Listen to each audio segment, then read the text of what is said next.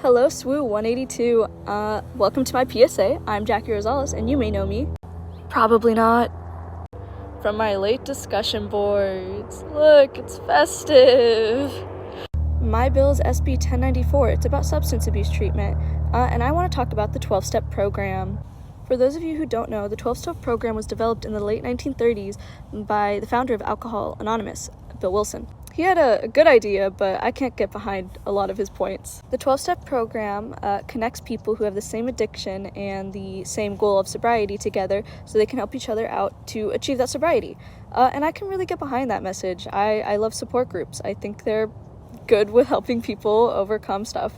But then there's the stuff I'm not really a fan of, such as the idea that you have to have a spiritual transformation and that if you don't believe in a higher power, you're not really going to have any lessening symptoms of this incurable disease.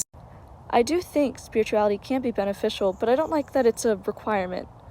Something else that I don't like is that the 12-step program operates under the notion that you have to hit rock bottom before you can receive help or services. Going back to the incurable disease, yeah, it can be chronic, but you can learn skills to cope with it.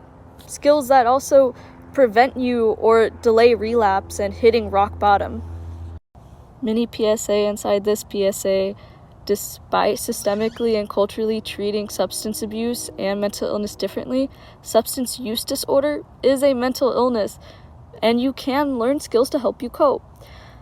And I just don't like how the 12-step program actually thinks it's uncontrollable.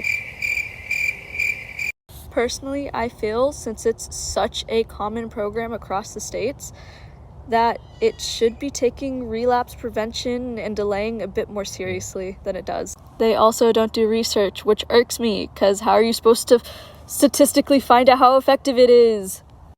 If I were a clinical social worker, I'd be hesitant to refer my client to a 12-step program, but I still like group therapy, so what's the solution? For me, that's researching and supporting smart recovery programs. Smart recovery programs are a nationwide nonprofit that seeks to empower those with substance use disorders. They do this in a 4-step process. But how else can we help someone with a substance use disorder? 1. If you have a loved one with a substance use disorder, tell them you love them and care about them. If they want treatment, try and find a SMART program near you. Something else we can all do is fight stigma. Whether that's by challenging your judgments or others, by informing friends and family, or doing more research about something. Stigma can quite literally kill.